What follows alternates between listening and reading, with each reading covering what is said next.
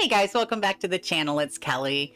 Today I'm going to take you on a tour of my Alice in Wonderland inspired build. My build goes from the Peaceful Meadow to Dazzle Beach, back up to the other side of the Peaceful Meadow, and ends in the Plaza. I based it mostly off of the Disney version of Alice in Wonderland, their movie that Disney put out. Like, what was it, like the 50s, 60s? I don't even know when that movie came out, but it's a classic. I watched it the other day and it gave me the idea to do this. And as hard as it is to find enough items in this game, I did what I could. I did what I could with what I had. And like I said, I am now in the Peaceful Meadow. This is the beginning where Alice is with her governess and she's having problems, you know, she's daydreaming and she doesn't want to study, blah, blah, blah. And she sees the white rabbit with his pocket watch and decides to follow him. What I used here was Anna's picnic blanket. You of course see the waterfalls in the background. This is the large pond. I used different variations of the book stacks. The bike, a tree stump. Yeah, nothing too exciting or involved right here at this little area. Once again, used the leaf strewn path because I have a buku of it. I mean, just a tremendous amount of leaf strewn path. Some of the Peaceful Meadow small stone clusters for the borders for the pathways. A lot of just various trees and shrubbery from the Peaceful Meadow. And actually from all the biomes, really. I'm not, as far as trees go, I use just about every tree that's in the game in here with the exception of the fir trees. So anyway, so Alice is following the white rabbit with the pocket watch.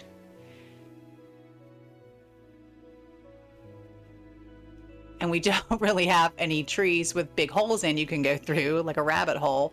So what I decided to do was to use two of the Dreamlight trees, and I just kind of bookend mirror image them. So it looks like it's going through one giant tree.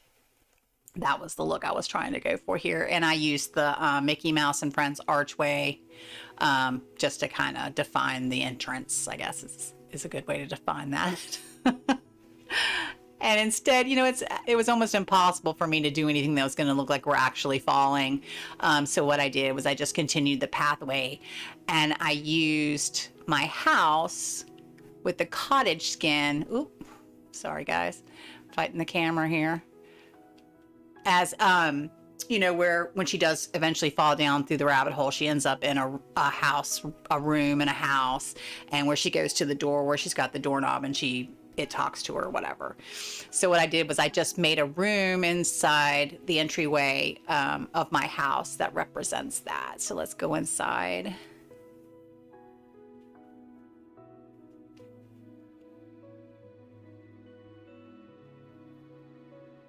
We don't have a lot of miniature furniture that I was going to try to go with a like where she eats, when she first eats the little cake and the drinks from the vial and she becomes really large, and I was going to do like all little furniture, but there's not enough little furniture for me to really do anything. So what I did was I kind of just went whimsical and what you would see in, you know, in Wonderland. So I just put different pictures and wall hangings. I used two of the potion bookcases and the Poor Unfortunate Soul bookcases that we get from Ursula. Of course, I used two of the clocks just to represent, you know, the white rabbit came through here, and, you know, it's just metaphorical. I did on the table here some of the Alice in Wonderland cookies that say "Eat Me."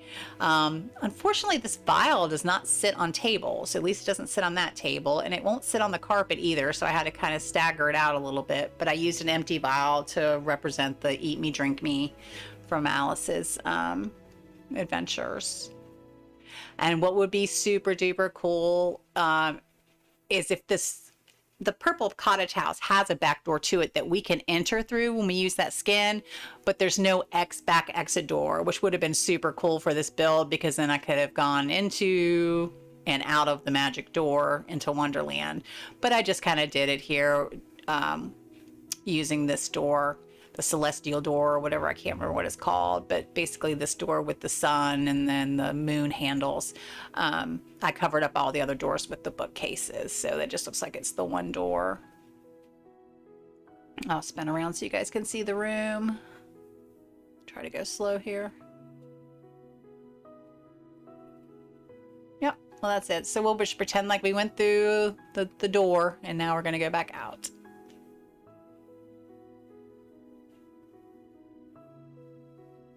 And now I know when she got large in the movie, she cried a ocean of tears, and that's where she goes to next, which is kind of where we're going to next. But what I did is, I will show you obviously, but just because of how the flow of the island is, I decided to go ahead and do where she meets Tweedledee and Tweedledum first. And you got to really use your imaginations here. I made Tweedledee out of the teacup chairs just because they're bright red and they're round and they're short, and they've got the little handkerchief pieces off the back which kind of represent their hats with the flags on them. And that's the closest thing I could do. Oh, it's going to start raining. The closest thing that I could do that was even remotely Tweedledee and Tweedledum like. So they tell her the story, of course, of the carpenter and the walrus. Hello, Miss Ariel. Pardon us, ma'am.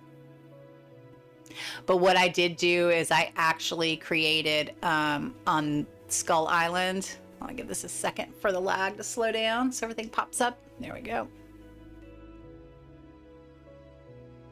I created when she first comes out and she's with the dodo, and he has them run in a circle with the other little sea creatures to quote unquote dry off, even though they keep getting hit by waves. So all I did was I took some of the piles of sand that you get from busting up the coral, from busting up the coral for the sand that we get, and I just kind of staggered it out to make it look like tracks, because there wasn't really anything else I could use to make it look like someone had been running in the sand. And of course I've got the blobfish there on his side, but they were kind of the more substantial fish as far as like height and width. So I used one of those, or some of those, and I used lobsters and crabs to represent the animals, the sea creatures that are running around with her, to dry off around the dodo.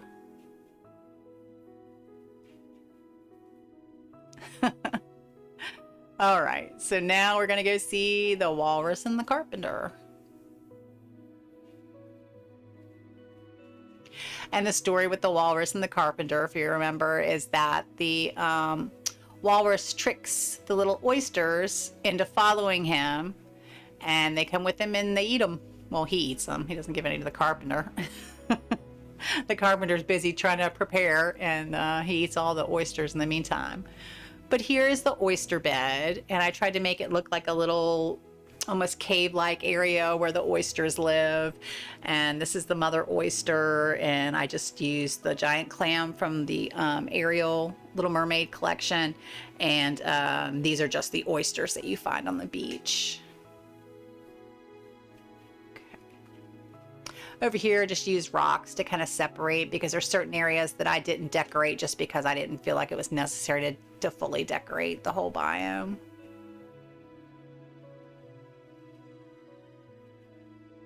And this is Stitch's house, but I used it as the home of the carpenter and the walrus.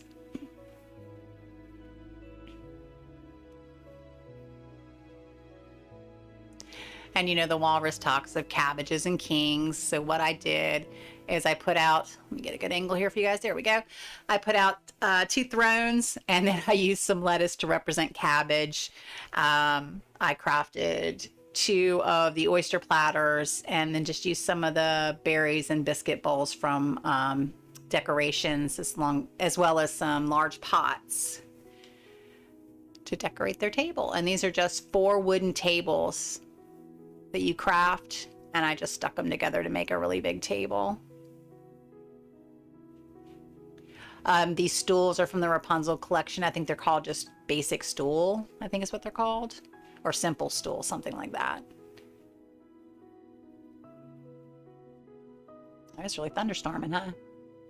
Seems like every time I go to record lately, it's raining, but that's all right. The path that I used here is just the loose gravel path.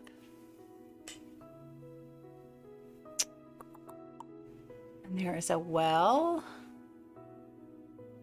And like I said, I didn't decorate the entirety of Dazzle Beach. I just kind of closed it off. So there are certain areas that aren't decorated, but I didn't really need to, you know. We're going to head up here to the woods.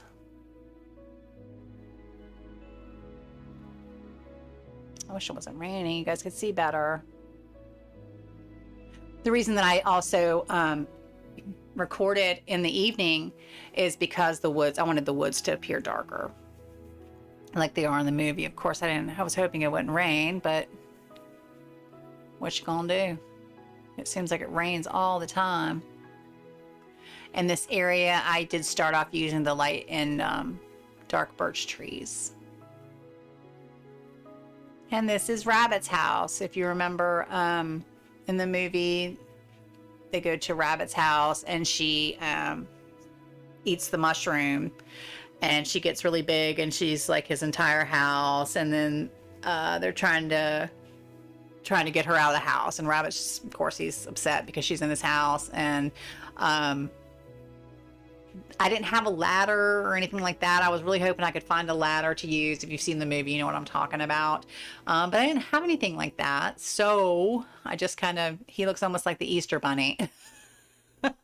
I used what I could to make it look like a rabbit house with the white fence. And I did use a lot of the Easter items just because, I mean, they went with the colors. And I used Minnie's house because it had the hearts on it like his house does in the movie. It's not showing up very well, but that is one of the stage cutouts that you can craft at your table, and that is a rabbit, and I just used that to kind of help identify that this was Rabbit's house. All right, farther into the woods we go. Trying to go slow enough where you guys can see. And I interpreted, in the movie, she goes to the garden and the flowers sing to her. And they eventually call her a weed. But I did that. Oh, there we go. It's trying to turn on me there. Actually, this is a lot more difficult than I thought it was going to be to do. Because to keep them all grouped together, they're all almost different sizes and different fits, and to get them all to sit beside each other in this area was quite a bit of work. I know it doesn't look like it, but it was. Give it a shot. It is not an easy task to get all these flowers this tight and to get them that even. And then I put a log in here because you can sit down and let them, well, they're not going to really sing to me, but you know, just to represent that. And I just took it as they were flowers in Rabbit's garden that she first ran into.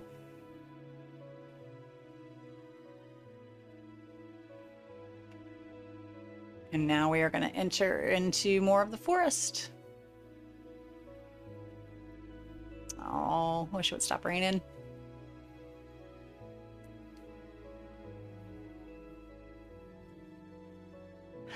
And I tried my darndest to force spawn some of the purple mushrooms that you get rid of with your watering can, but I just couldn't for the life of me get them to spawn over in this area. So I just went ahead and filled it in with some more rocks and stuff because I didn't know how long it would take to try to get a mushroom to pop up here. This is to represent the caterpillar. It's basically what this area is, where she comes into the forest and talks to the caterpillar, and he asks, "Who are you?" and that part. I went behind this stone is one of the companion houses, and I put a crocodile in it to represent the caterpillar, the little green crocodile, which was great at first, but now he keeps hanging out by the back by the rocks there, like he's trying to get home to the glade, and he never comes up here anymore. So that's a bummer, but again, what you gonna do? But anyways, I was trying to be, oh, he's coming. No, he's not. He psyched me out. But he was my representative of a caterpillar because he's the only green thing I had really that was low to the ground was the crocodile. And of course, over here is the tree for the Cheshire Cat. And here comes our guy right now. I used the mechanical raccoon as the Cheshire Cat because he's got the purple stripes on his tail, and he was the closest thing I had to a Cheshire Cat. I used the Dreamlight tree to represent the tree we first see the Cheshire Cat in, where he has a conversation with her. So I put the arrows in different directions because she and he had the discussion about, if you don't know where you're going, how can I tell you where to go? And that, so I thought that was a cute way to represent that.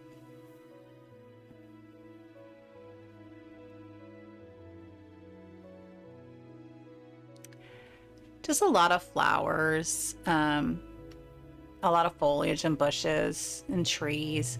I tried to use different trees as we entered different areas, just to kind of separate them out as a new area for a new character. And there's our raven. I put him back here. This is the Hatter Tea Party. And I'll show you guys a better angle here in a second. Let me get around. Oh, there we go. And I did, one of the companions, obviously it's the raven, because the Hatter asks if she knows the difference between, or how a raven is like a writing desk. So I put a writing desk back there, and I put a raven to represent that. And then we have the tea party, which is just 3 of the long tables connected together. I cooked some of the just basic coffees for the coffee cups. Made Aurora's cake. Let me come right here so you guys can see better. Aurora's cake. I made a birthday cake. I put out a couple of toasters. Only kind of tea kettle that I have is the red tea kettle. I don't know if any other ones exist in the game, not to my knowledge.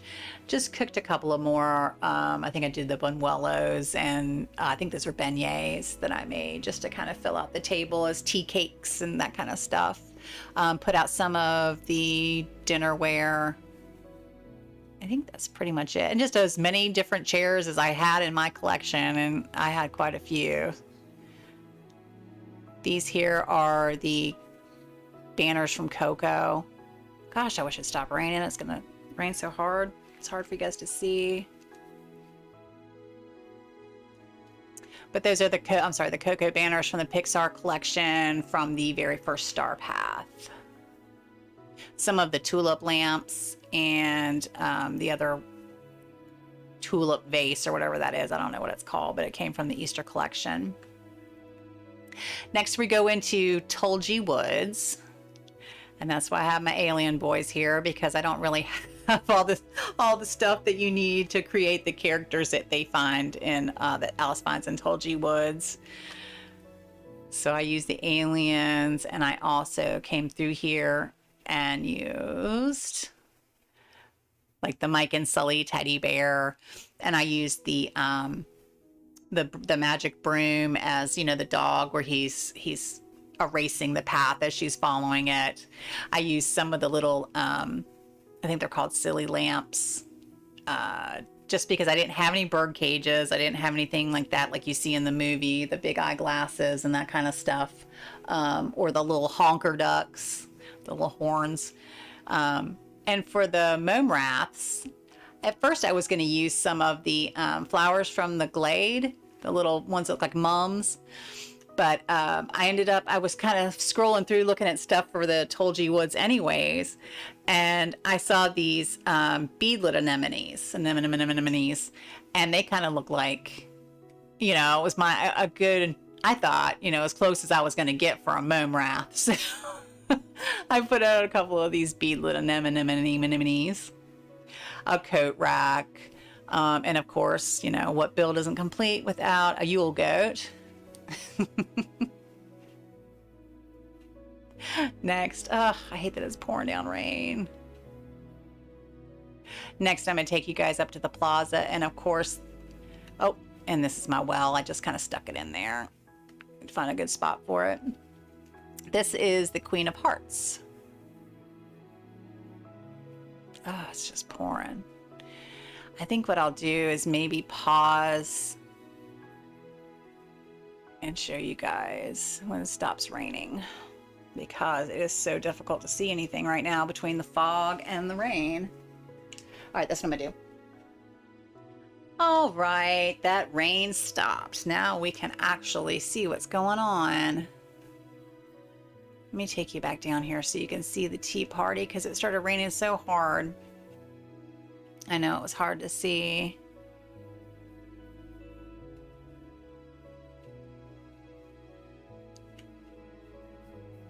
I can see the woods a little bit better too. And it's just got enough of that foggy after rain look that it makes it look like the woods, and that's pretty cool too. I like that.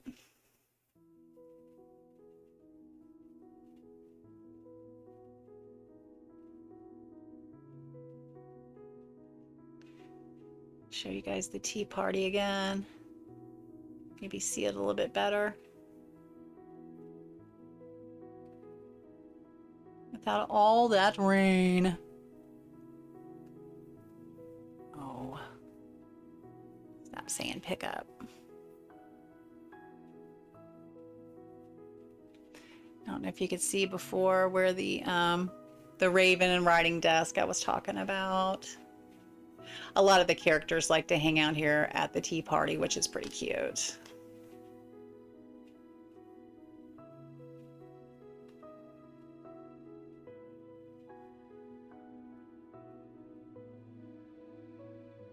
All right, and that's such a pretty view. I love that, looking back that way with the magic tree and the tea party, and it's a pretty view.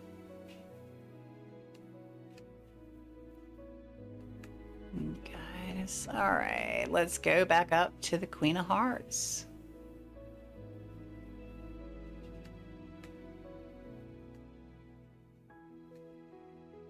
Get a good angle going here.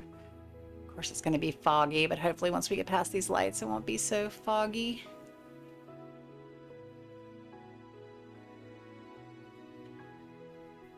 Show you guys. I put a lot of the red flowers from the frosted. The Frosted Heights. I just put those out because it's the Queen of Hearts.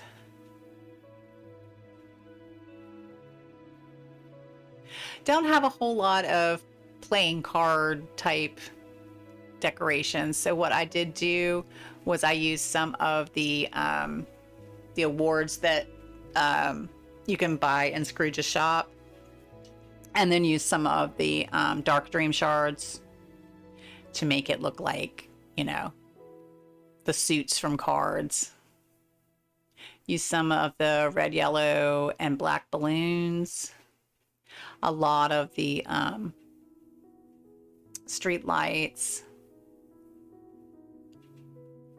These are the red carpets, and they will fit together if you set them side by side. They'll connect. A gazebo, a couple of thrones, the little golden side table from Beauty and the Beast collection.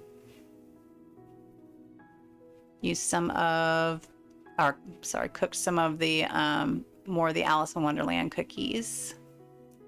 I used a lot of the brick and iron fence.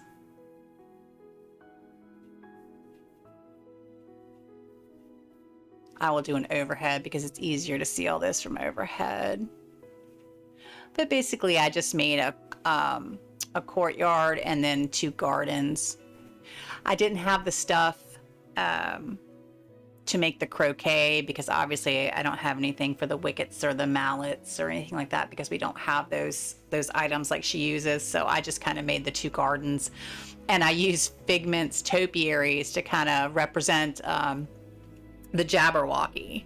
So as goofy and happy as Figment looks in this, he's supposed to be a topiary of the Jabberwocky.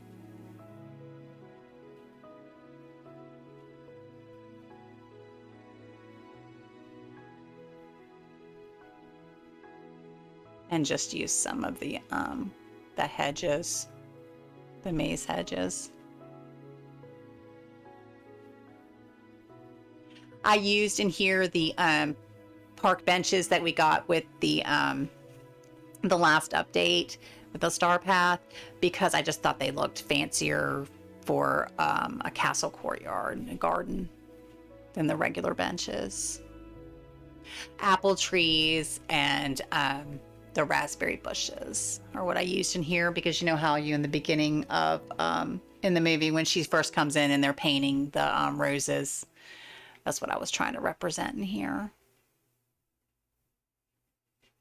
It is the exact same mirror image on the other side.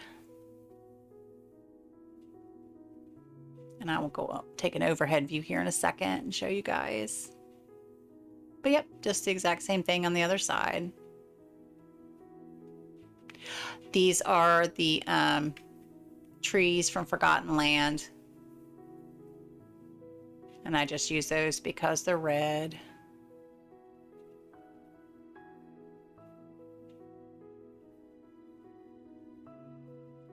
The candelabras are from Cinderella. I got them with the Ultimate Collection, the Ultimate Founders Pack, when I first bought the game. I don't know if they're up for purchase in Scrooge's store or not, but I wouldn't see why they wouldn't be. They should be, is what I'm trying to say. Eventually. These are marble pillars. I know that they came with the Ultimate Founders Pack, and they are not purchasable from what I understand in Scrooge's store. So that I don't know if they'll ever be in Scrooge's store or not. From what I've heard from others is that they are not in Scrooge's store currently. So I don't know if that goes the same for the candelabras or not. All right, let me get you guys an overhead view. Oh, sorry. I switched console to PC and the buttons are different. So I do that a lot where I push the wrong button. All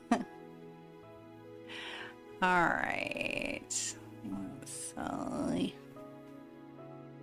let me go up a little bit more for you. So yeah, this is the Queen of Hearts complex castle area up in the Plaza. Pretty simple design. I mean, the biggest part of it was putting out all of the flooring, and then getting the hedges even and all of the fencing. But yeah, not too terrible. It's a lot of patience putting out the walkway, but other than that, it wasn't difficult to do. Show you guys the rest of it. Might be hard to really see anything because of the trees, but maybe we'll at least get a look at the pathway from some angles. So basically I'll try to walk you through it a little bit again. Here is where I started, where Alice with her picnic, and the pathway goes. You can't really see it for the trees. But what I try to do was a series of S curves and U's that try to make it look like she's going through a big journey through this forest like she does in the movie, without actually having to use every single biome to walk through. So I just kind of made, like I said, a bunch of different curvy paths, and then I put trees in between it, and depending on what part of the story she was in, and where she was with what character, I try to change the trees and the foliage just enough to be different for that character, so you could tell that there was a change. Down here is, trying to get a good angle here so you can see. Right here is where I have the house that you come into when my house that I used at the entrance and exit, right by Dazzle Beach. Yep, see right there. And I just kind of stuck it. This is coming from the plaza, and this is going down to the beach. And I just stuck the house where it fit, right in between that little area. And this is where the Tweedledee and Tweedledum stuff is, right here. And I just used, I believe it's 3 of the trees, the moss-covered trees. Let me show you guys the beach now. You'll be able to see the pathway. Up here is Skull. you can't see the little details on it because I'm on the Switch, and the Switch has quite a bit of lag on it. But that's where I have the area where they run around, and I just kind of staggered the pathway and wound it around to where the walrus and the carpenter were.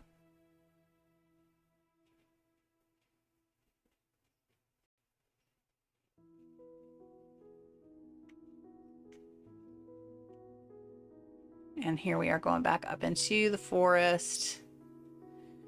I don't know if I'll be able to see much of it because of all the trees. Let's see if I can get in there somehow.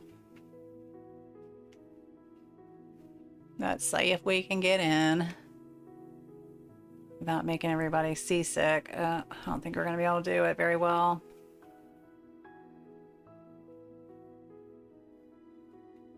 Yeah, guys, I'm sorry. I don't think we'll be able to do it very well. Let's go back up.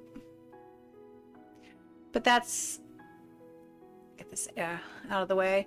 But what I did is I just switched back and put trees between. But anyways, there she is, guys. I appreciate it so much. Everybody checking out the channel. Please like and subscribe so I can get out into the universe for more people to see. And I hope everybody has a fantastic day. Thank you all for being here, and I will see you again very soon. Take care.